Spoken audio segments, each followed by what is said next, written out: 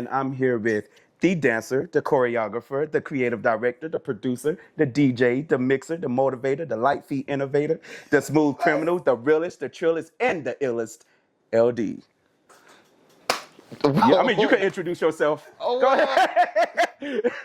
all right. Well, since we in that bag, it is, it is indeed the international, the local, the global, the ones and twos, the don'ts and do's, the ABCs, the 1, 2, 3s, the dog lover, the stomach rubber. You know me. I don't eat bologna. It is not the nature boy. It is the glacier boy. It is the Liddington Literado LD, literally in the building. How you feeling? Are you good? You already know the vibes. One index finger, put the others to the side. There's more to it, but I think we can. Yeah. You could do the whole episode on that. We're going to put an audience noise. So, yes, and it's me, Teddy. That's it.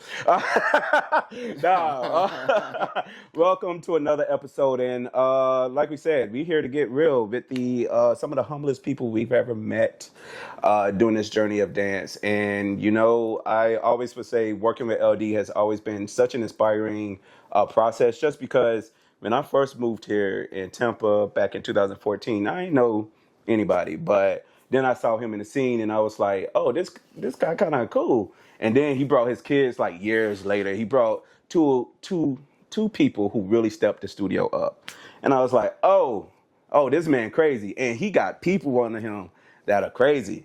And then he became a teacher with me.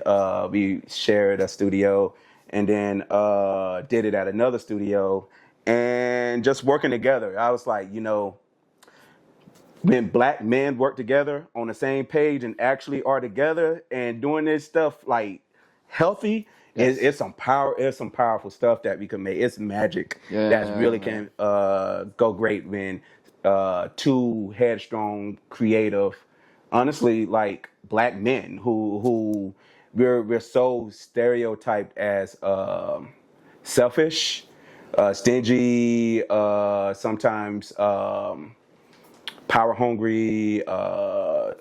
We sometimes get in that thing where we always feel like we have to compete with one another. And I will say, working with you, I didn't feel that. I never felt that. I definitely say we have our own styles, but our own styles when it comes to a creative process works. Yeah. And that's how you have to actually work as a duo. I appreciate that. I appreciate that always. So you've been watching. First of all, if you made it this far, I want to say thank you. All right, on behalf of everyone who's working behind the scenes, on the front line, on social media, everybody who has been putting comments, who have just been having open discussions on some of the topics that we've came across. I just want to humbly say thank you. All right. So this episode, though, we're gonna talk some things, and at any moment, I will always open the floor for LD to reflect a question towards me. So we want to keep this very conversational. You can ask me a question anytime.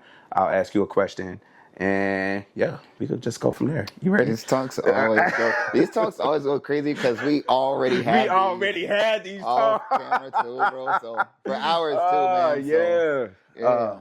So I'm gonna try to make it in a way where things are a little fresh. So if anything, we're inviting them. Yeah, we're inviting them in our company to what would be too. Yeah, I like that. So welcome to our house party. All right, I don't know what me got going on, but cool. All right, so first question is, so what's up? What's this little secret animosity thing between the choreo studio dance scene and the freestyle dance scene?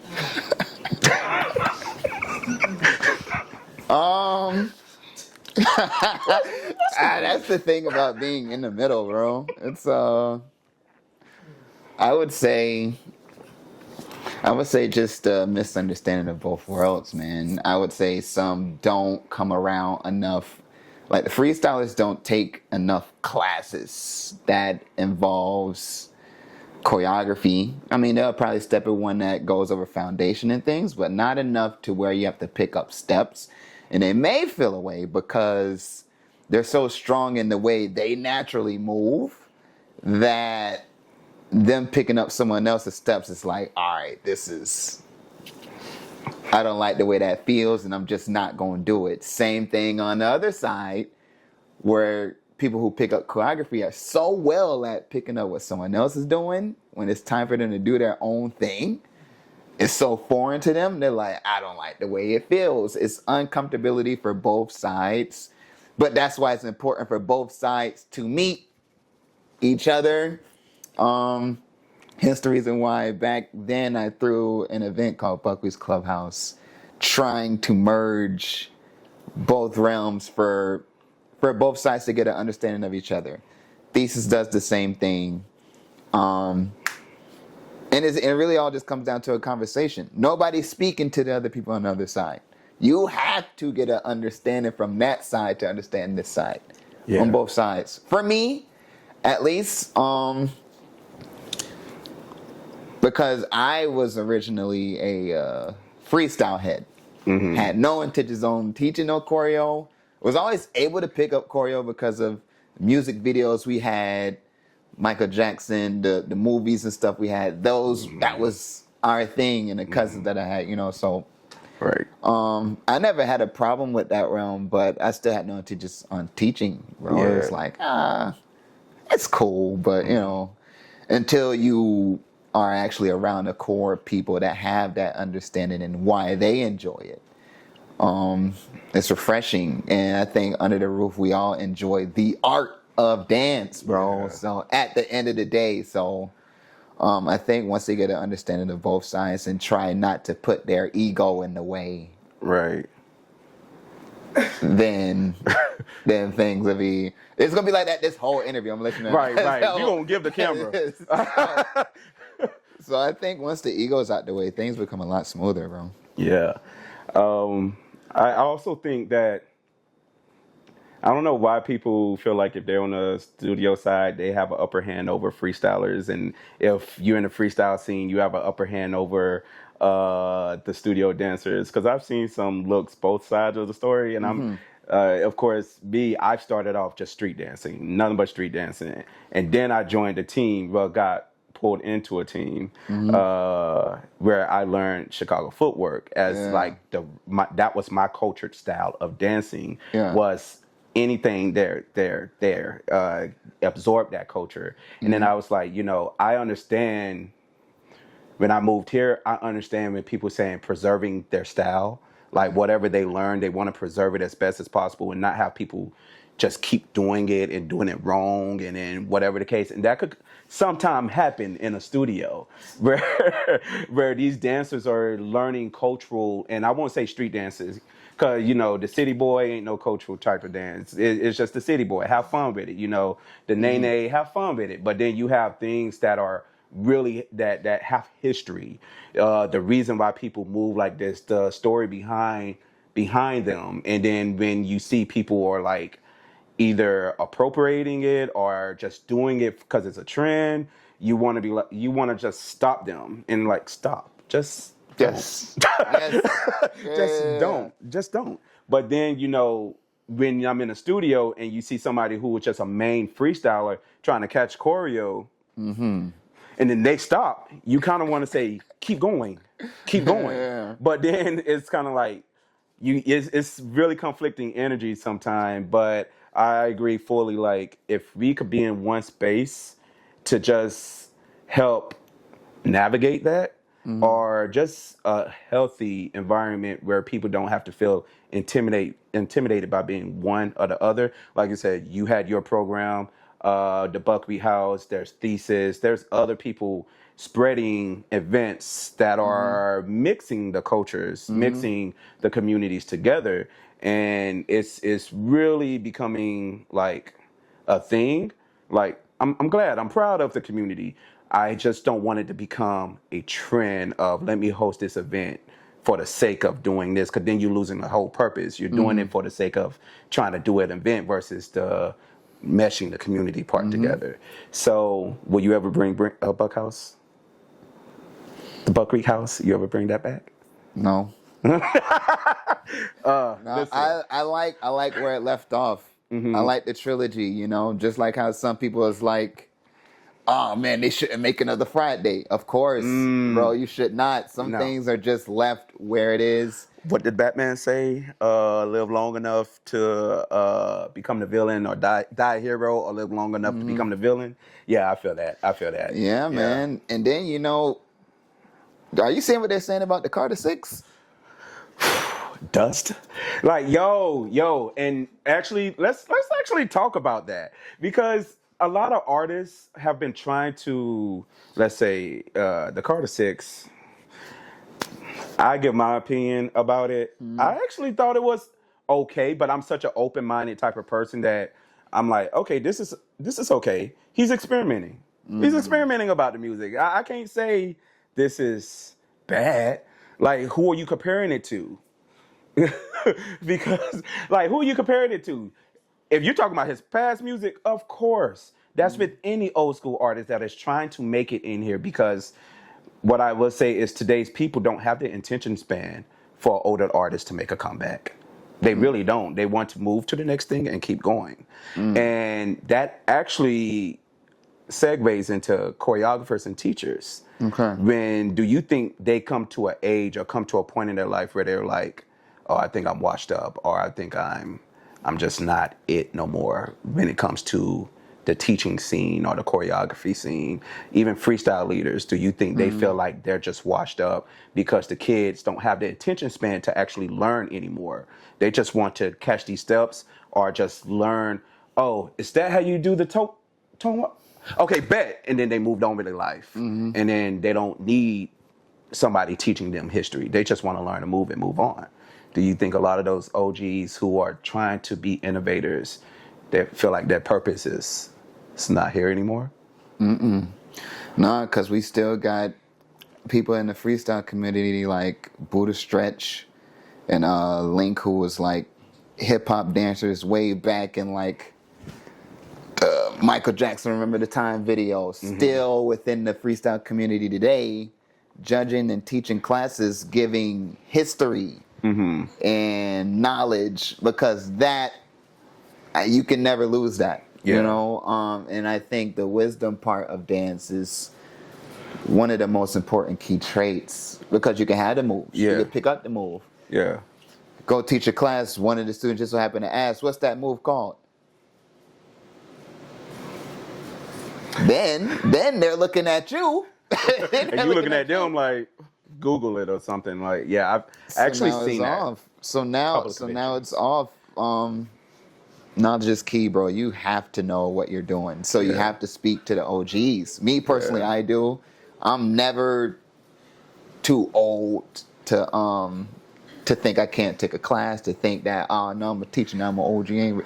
I still have questions. I can even learn from them, from the younger people too. Everybody is learning. Yeah. Everybody's learning. Nobody's too good to learn anything, bro. So for the people who, I guess for the older people who like may feel like they're washed up, you don't necessarily have to enter a jam to compete or do a backflip when you're teaching your choreography class or anything. I think it's just a matter of what wisdom you have and can you share it? Can you help the youth grow? And do you have an open ear for the youth and how they feel on things as well? Because you can't shut down how they feel. You know, you can correct them on saying some things. It's like, okay, this is this. But if they feel like TikTok is their way of finding out new things, you can't tell them no, that's, you can't go there. Why not? Right. Why can't you go there? Right. You know, I feel like you have to understand them in order for them to understand you, and then it makes the conversations more easier. Because if I sit here and continuously tell you, no, that's not right, no, just keep telling you no, they don't want to hear nothing from you no more. Yeah. They're not going to love it no more. Yeah. And I'm like, okay, well, or they're just going to think I'm bitter and be like, all right, well. Right. But I also can't give them a pass for everything. It's a medium. I mean, because there are some bitter leaders out there. Yeah. Yeah, there's some bitter OGs out there. Yes. Yeah. Yeah, I've been around some too. Yeah. But knowing them helps me know how I should navigate the youth, you know, and who I should speak to as far as who's older than me and things, man. Yeah. So, all right. Listen, I feel that. I feel that strongly. It's funny how that segued for the Carter 6 question. That was funny because I just heard to have them today, and I was just like, I don't like it. I have to make sure that has it in there, man. Cause I am a Wayne fan. I don't want anybody to get twisted, but man, hearing that was just like, it's okay to just listen. There's a lot of artists that actually came out, and I'm not. He said he don't like it. I'm so lenient. I'll say that's okay. It's so cool. We're comparing it to the past. It's a definitely a choppity chop, but and a flippity flop. But what I can say is there's so many older artists who are trying to tap back into the relevancy of today's society. But I think what they just cannot understand is like these people today, they're not trying to hear you. Honestly, it's they're not trying to hear you. They just want to hear what's now. Like they don't want to hear that past. And to me, I say the only way you could innovate something like that is because you think you're an OG, you just can't step in the scene and just think, oh, they gotta respect my space. They gotta understand me already. And I think when you come into these times, like today's society of remaining relevant, what practices you think you do for your, because you've been in the scene as a freestyler, as a teacher, as a choreographer, as so many things. What characteristics or attributes I would say, that you try to keep to remain relevant within a community? Or is relevant doesn't even matter to you? I don't think relevancy matters. I'm not sure because for myself, I'm always looking to do something new myself. Because if I stay around something for too long, I get bored. Yeah. Even in my format, the way I teach my classes, I switch things up all the time just to keep myself interested and keep them interested. You know, I even tested something. Tested something because there is one class hates freestyling. Hates it, and every time I'm like, no, you got to break that wall of fear. You got to get better. You know, this is your core. This is you. You got to know how to speak, and you got to know how to use your voice as a mover, right? And they just was not having it. So I say, okay, let's do this. Every week for the rest of the season, just combos, regular combos. And I was like, all right, I'm just gonna teach a combo. What are we doing today? And I do stuff on purpose with the other class, bunch of fun stuff, drills, some combos here and there, some just to keep it live and show how live it is. Right. They'll come in class. What are we doing? We doing what the other class did? Nope. No, we're doing a combo, bro. That was look. We do a combo every week. I know. This is what y'all like, right? Let's ask. Let's ask the class. Let's by show of hands who want to just learn a combo. And then you have some that raise their hand and then some that don't raise their hand. I'm like, oh, well, guess what? We doing a combo. Because this is what y'all want. And then the last day of class, I was like, now you know why it's important. Yes. To keep that to break that wall and to be okay with new things. Because when you get on this repetitive schedule, you're going to fall out of the love of it. You know, and that's with anything, bro. Yeah. Except food. I love food. But outside of that, bro, you know, outside of that, you have to keep yourself interested. And that's really what I do. And a lot of times it just works. There was a time where I was just like, I would just do like Halloween games or whatever for the students. And then one season I was like, bro, I'm going to dress up. I'm going to dress up for all my classes. I'm going to be the same character for all my classes this whole week. See, because you messed me up with that because the kids thought I was going to come in the following week doing some fun mess. Like, what LD do? He had fun. We had fun with LD. Okay. Okay. All right. Shoot. All right. See, the thing is, everybody think you're going to come in and teach something to Thriller. or somebody's watching me, and I'm like, bro, I have to do something. I got to do something that keeps me present and keeps them interested and aware of what's happening. Because if you, especially with those minis, if you lose them for like 2 seconds, 15 cartwheels outside the window. Already out. I was just out. And I'm like cartwheels, handstands, aerials, people falling. I need my shoes tied. Yeah, yogatology. I don't know where they at. Bro, I'm like, man, I just had y'all for a lot, and you can just answer one question, and then 50 things happen over here. It's on a true story, dog. So I have to do stuff that keeps them aware of what's happening in class, man. Right. And I think that's how I keep myself relevant. Honestly. So we're gonna shift from the kid area to the adult area, and I've learned from you. You learned from me. Being around class, and I've traveled to different class sessions in the U.S., a couple of outside of the U.S., but mainly, let's say, I've been in New York, Texas, L.A., Colorado, just all over the place. I've seen a common trend when it comes to the scene, especially when it comes to talking to some of my male friends. Florida? We're gonna say Florida. I've seen it out there a lot. I mean, I've seen it out of Florida a lot, but I think I resonated to Florida more because I dance with a lot of my friends. Sorry. Okay. Yeah, it's on. All right. So I dance with a lot of my friends, but then especially when my homeboys or some of my guy friends or even guy associates that I meet, they come to my sessions and they start dancing, and we just get really like hyped into the choreo. Then I don't ever see them in class. Never see them in class. And I'm a person, my history is I don't always have to be in a class. I'll be in the house dancing. As you see, I'll be in the garage dancing. Yeah. I don't need to be in nobody's class. But when I ask them, why you don't be in class?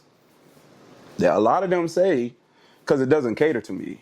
A lot of choreo isn't really catering to the male people. Let's just say that. A lot of choreo is nowadays are like a lot of choreo here. I'm not going to talk for everybody.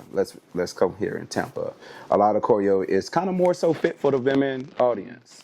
So you don't really see guys doing choreo.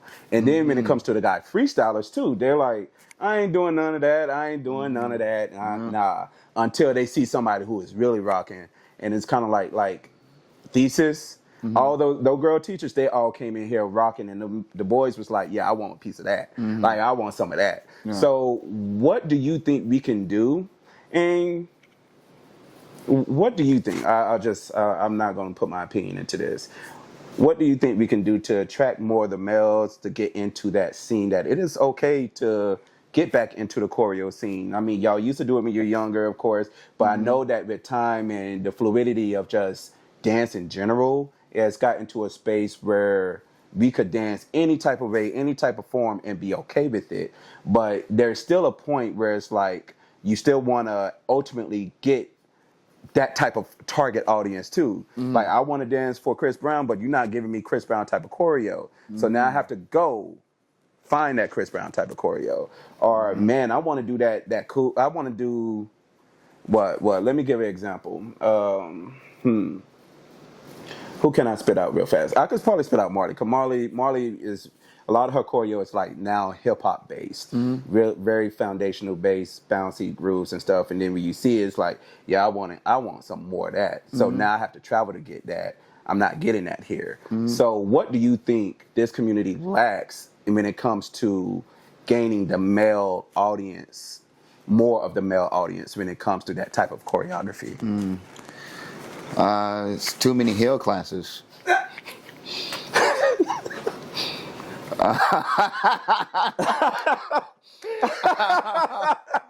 Like, bro, dang, can you fit in a sneaker class? No, man. No, it's realistically, it's not a lot of us males that's giving out that type of aggressive choreo or masculine choreo for whatever reason. Not sure. I guess because the class is filled with women, but that still shouldn't stop you from turning your choreo up. Just to interrupt, a lot of women be like, I want to do some of that stuff. I want to dance with the fellas. Like, where are that at? Where are they at? Where are you? Where are you? And I would say that because LD is a person that, on my end, when I do my workshops, I recruited already like a set of teachers that I know I could always trust when it comes to bringing that diversity to the community. And I get his name a lot. It was already a given because I've seen what he could do, but it just like, yo, I want to do that just because it doesn't feel like the norm. What has became the norm in studios, and it's just like I want some of that. So yeah, man. I think a lot of dudes, if they're not in the freestyle scene, then I think they try to cater to what's trending, and what's trending is usually the women's songs like the Glorilla's, the Sexy Reds, because you see everybody teaching to Glorilla's part of Sexy Red's part to the Sticky song that everybody choreographed to, and I will not, bro. Yeah, everybody, and I think everybody's trying to stay on trend, and I'm like, yo, step out the box. Please, don't be afraid to dance to the music you genuinely like, man, and be you with it. Right. They'll catch on to it. Right. They'll catch on to it. They're here to learn from you. Right. So, what songs you tired of? Huh? What songs are you tired of? I'm tired of Sticky. I'm tired of. It's for sure the Sticky song. At the moment, that song got played the most. I'm tired of I'm glad we here. I'm tired of every studio teacher teaching to like work it and lose control. Listen, Missy Elliott, I love to the Sierra songs. Like unless you freak it a certain way, like if you get the right person to mix the songs the right way, cool. Cool. But if not, if they just go out there and everybody here gets you out of control, I'm like, bro, I don't think you're expanding. There's this teacher group for choreographers. Hey, I need a hip hop mix. I need a Missy Elliott one. I need a Sierra one. I'm like, bro, T-Pain exists. Hello. And I used to T-Pain exists. Even though we were just talking about Wayne exists. Right. There's some songs you can use. Yeah. Kendrick exists. Yeah. Rappers exist. Yeah. But you don't listen to rap. You just want to have your studio have a hip-hop choreography piece for their comp team. Bro, I don't care about none of that, bro, if you don't know nothing about the culture, bro. Right. I'm tired of sitting here watching pieces like this because I know exactly what you're going to do to the song. The choreo piece could be called Soldier. Oh, yeah. Next thing you know, dun, dun, dun, dun, dun, dun, dun, dun, dun. Or I knew you was finna go. A song piece will be called Lose My Breath. What you gonna do to it? Jazz wall. Can you keep up? Ain't gonna leave. And I'm like, well, here we go. Yeah. Here we go. But I will say, like I said, it matters on how cultured you are to the genre or just the culture of hip hop, because I made this mix for a studio called On the Edge, right? I made this Sierra mix, bro. Listen, and I'm so glad we're here. I made this mix, the Sierra mix for a dance studio called On the Edge, right? I watched them compete this at a competition. I'll just say that. I watched them compete this at a competition, and when they went, I was like, they going crazy, right? Yeah, you told me. And then there was a specific studio that went after them, and I was just like, Like, well, now you know. Now What a you good know mix. why it's important to know your culture. Mm-hmm. And because you can see it and you can feel it. Feel it. They were dancing to songs that we've heard. And then Multiple the other times. group had danced to some songs that we've heard. I know what that means. And when they were going, crowd was just quiet. And I was They like, didn't know. well. Yep. So that's why I really don't mind you teaching to Sticky, but bro, it's just not. You don't have to do it because the trend is there. There was a point in time where everybody was teaching to cash in, cash out. I did it myself, and I was just like. But by the time I did it, I was like, dang, there's already like 50 pieces to this song. And I did it for a comp piece, so I'm like, well, I'm stuck. I can't. I did a concept video and I left that alone. Man, once someone's on the song, everybody wanted to teach. Who verse you did? Huh? Who verse you was doing? I did the chorus and then I did Tyler's verse. See, I did. Wait, who did I do? I did Tyler's. Mm-hmm. He did. He went off on that. So yeah, he had the most charisma to his verse. You know, and I think that's what brought the feeling of you wanting to move to his verse more than 21. 21. And I did like 21's verse, but I think Tyler's verse had me more like, agree. I want to move to that. You know, he could do that. He has some nice music. Yeah, man. But Carter 6, I don't like it, bro. You gotta do better. and that's because what he did, he put it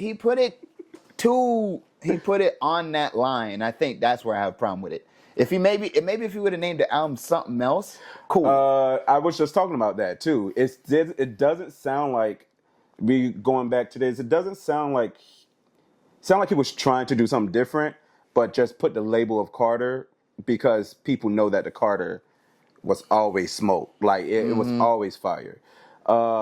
It doesn't sound like a Carter at all. It sounded like he was just experimenting with different music.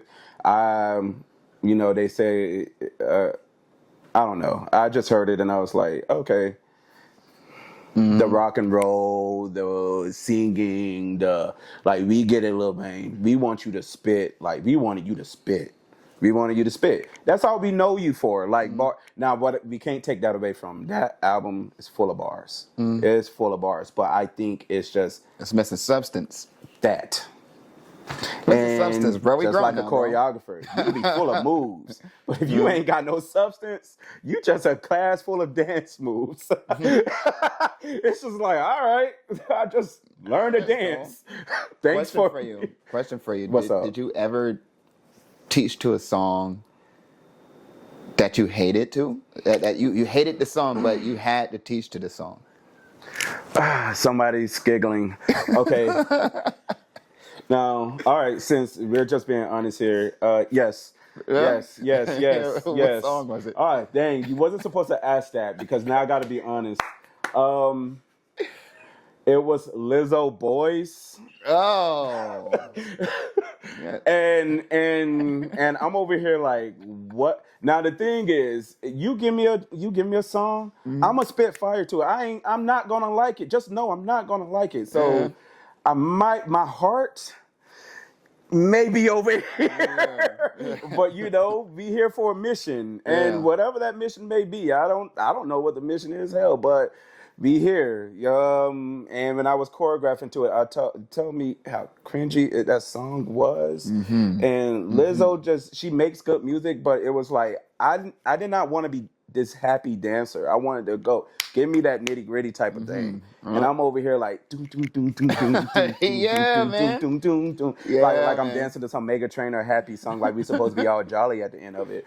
But I was like, all right, and then when you make choreo, and then it becomes something completely different. Where at the end of the day, you teach a big group, and then it like only about eight people doing it, and other people are just like doing everything else in it. And like I say, that was magic. good job, because my mind would have just said, all right, be scrapping this song. Yeah. But, you know, like I say, that was my friend. So I choreographed. You give me a song. I got you. We could do this. I'm going to make sure that I keep it professional as possible. So I'm not going to, whoever I'm teaching, I'm not going to say, oh, this song is trash. This song is trash. This song is trash. But after I teach and you see me in the mirror and then you catch eye, you be like, oh, he thinks this song is trash. Oh, he don't like this song. It's like that sometimes, bro. And I'm like, you know, you can't win them all. You can't win them all. That was actually one of the craziest experiences I've had. And then, of course, my old dance team, they used to throw a song at me every time. And I'm like, I don't know what this is, but if y'all want it, I love it. Because we used to have to, like, there's a skit, and there's a concept, and you send me, actually kind of like how that just happened. That was a concept-based song. I'm like, all right, whatever, we're here. So... yeah, the fun part of being a choreographer. The fun part of being a choreographer, right. But the fun part, also the strong part about it is not, and a lot of teachers and choreographers lose this aspect, are not allowing your feelings to affect the room. And the reason why I say that is because you don't like something, you could easily spread that energy to other people, and then they're over here doing it, and then they're not liking it. It was like, you was just kicking it to, I know what you were playing in your radio, you did like this song, but now you don't like it because I gave you that energy to not like it.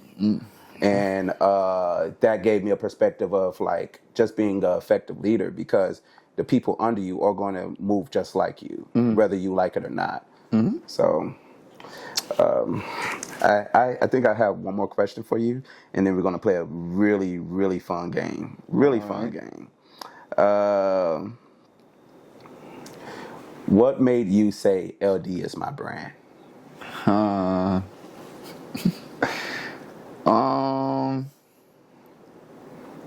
Buckwheat. I know the history of Buckwheat, but like, what made you say this is my brand? I think when I realized how much of a staple I am in the scene, I think it kind of woke me up after the first Buckwheat's Clubhouse, to be honest, because that was genuinely just supposed to be an event where I invite people to showcase themselves, crews, do some choreo, some exhibition battles, and that was it. Pay $5 to get in. It was at the studio, and I had it set up like a month away from my birthday. I was like, yeah, let's just throw a little something. Thing was packed, and I'm like, I honestly did not know that many people was interested in things that I put together, or just things I have to say in the moves I make. So I think then I was like, all right, I gotta start pushing myself more out there. I think I was such in a bubble when I was teaching at the studio in the beginning. Of course, just doing things in the freestyle scene, just battling. I didn't really think me as a brand was that big, so I was just kind of like mess around with things that made sense to me, trying to get by. Life was new at the moment, because there was people I was hanging with that I stopped hanging with, and I transitioned to a new scenery, new group of people. So a lot of things were just new to me. Yeah. Yeah, and I think when that happened, I was like, all right, I got to start moving a certain way as far as like putting events together, judging when they ask. Didn't think they want me to do that until I honestly can't remember the first event I judged. I'm not sure what's the first event I judged. But yeah. And then when they asked for, what's that event called? It's in Orlando. Ben used to, the Can You Dig It, I think? Dig Deeper, or No, it wasn't Digs Deep. It was an event that Ben used to throw in Orlando at DG Beck, and when he asked for me, K Soul, and MJ to showcase just doing light feet, and we were like, "Y'all mess with it." All right, fine. Why not? We're just gonna do it like it's another night at ODS, whatever. Right. And the way they gravitated to that, we was like, we got something. Nice. We got something. We have to expand this. Yeah. And then V3 happened. Yeah, man, it's pretty wild. And then when you that first time you see a student crying on the choreo side, when you see a student crying because they're graduating and they won't be able to dance with you anymore, or they're just going to a different studio, or whatever the case is, when they really feel a way they're not dancing with you no more, you like, I didn't know I was this important to y'all. Right. So it's a lot of things that woke me up around those times, bro. And I said, all right, I got to start being LD, the leader. The guy, you know. All right. Well, before we leave, okay, I told you that I was going to do this. This is the fun part. Really quick, really brief. So I'm not going to tell you what it is. You just say yay, nay, or whatever options I give you if it's multiple choice. Am I able to explain my answer on some of those? Because I know. To save your face, I'll let you to save your face. Okay. But real brief, you gotta spit it out and be like, well, because this and this. All right. So I'm going to shoot out a list of street dances. Okay. You're gonna have to tell me yay or nay. Okay. All right. Cool. That's fine. Cool. City Boy.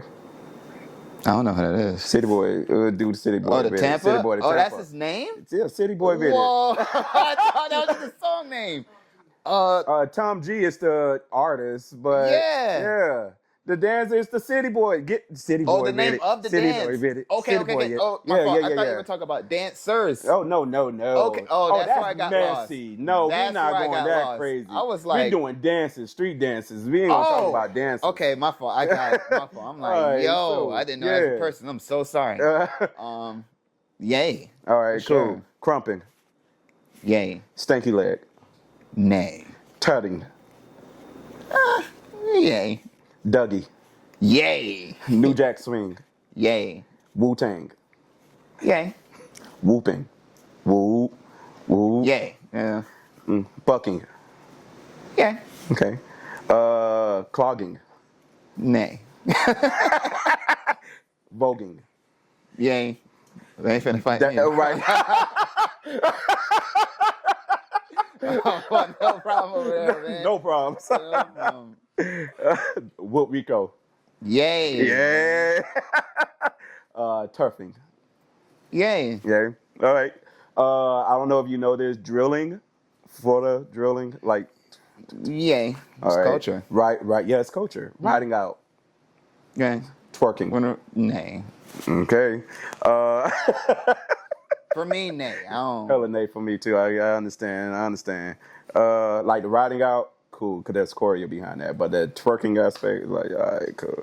Yeah, whatever. All right, so my final question to you. Besides, because there's a lot of footwork type dancing in the U.S., and all of it has its own history. So besides light feet, Chicago footwork, JIT, there's another one, Beat Your Feet, or the Memphis Joke. Okay. Which one would you prefer? Which one I prefer? Yeah. To do or learn? To learn.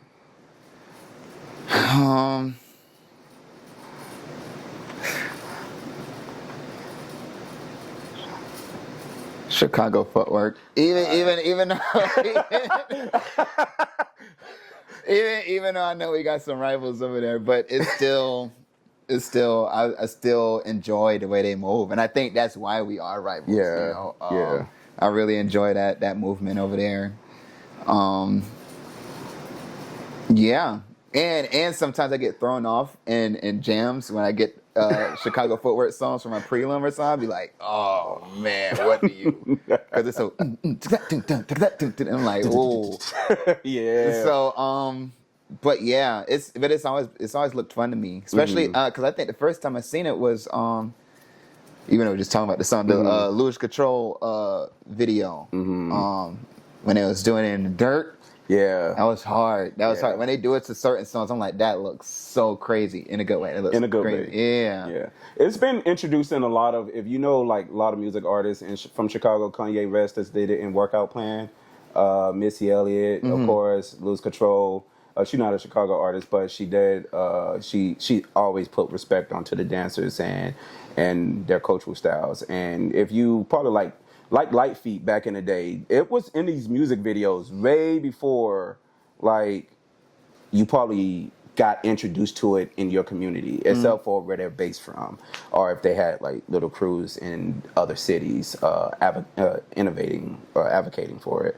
But yeah, it's called learning your history. So I will always say, you know, like you say, oh, I saw it in that music video. A lot of people probably would have never been able to reference where did they first seen that in there. And shout out to those dancers on there. Yeah. We got a few friends doing the tour for that, and me and one of the producers for shout out House Rest too. That's probably gonna be the last shout out. All right, cool. But yeah, we both came from that team. So that team, and it's like Light Feet. It's a lot of technicalities to it. It's a lot of technicalities, but you know, you can tell when somebody's doing it right, and you can tell when somebody's. Oh, for sure. Yeah, appropriate. Sure, it's authenticity that comes with all those. Always. I must ask you. Okay, all right. Your perspective, because I think everybody has their own perspective. Yeah. Your perspective. Why do you think? How do these students enjoy lyrical and contemporary more than hip hop?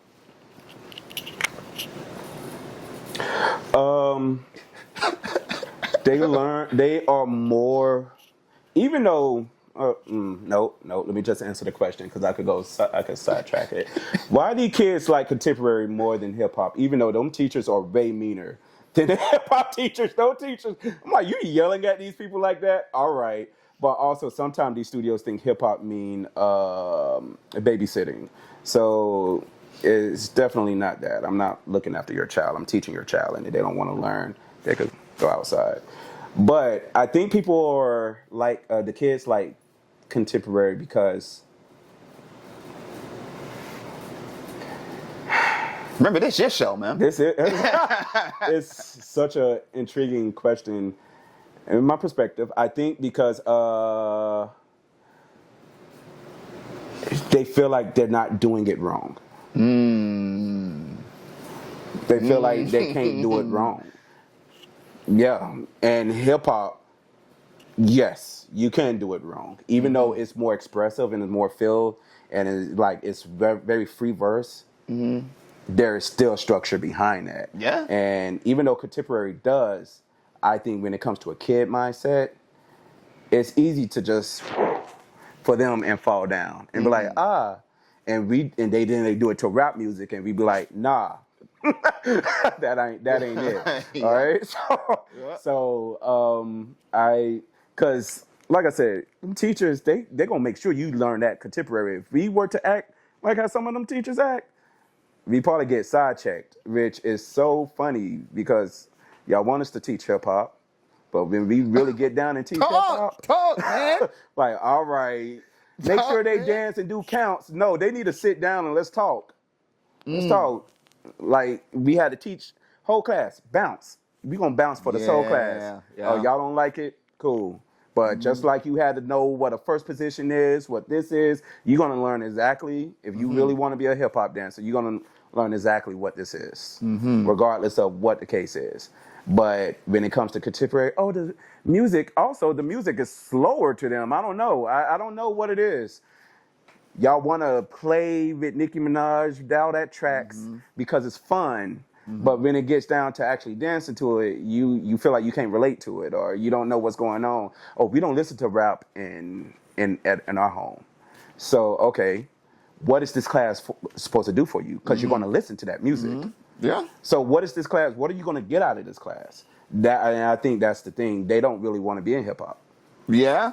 Yeah. Like, all right, you in hip hop, but I don't think you really want to be in here. So that's why you could contemporary. I don't know. Hip hop is just more trendy because it's on social media. You don't see people getting trends off. It's always hip hop music you're getting trendy off of.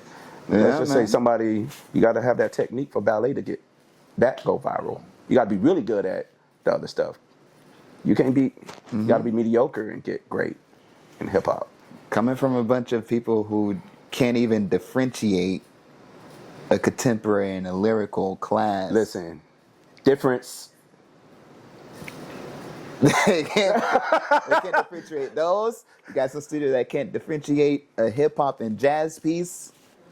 Because they want to say jazz, and then it was like, hey, and also just I know we are vague. We're gonna do some good things here. Street jazz is not hip hop. Even the dog. Even a dog said, nah, yeah.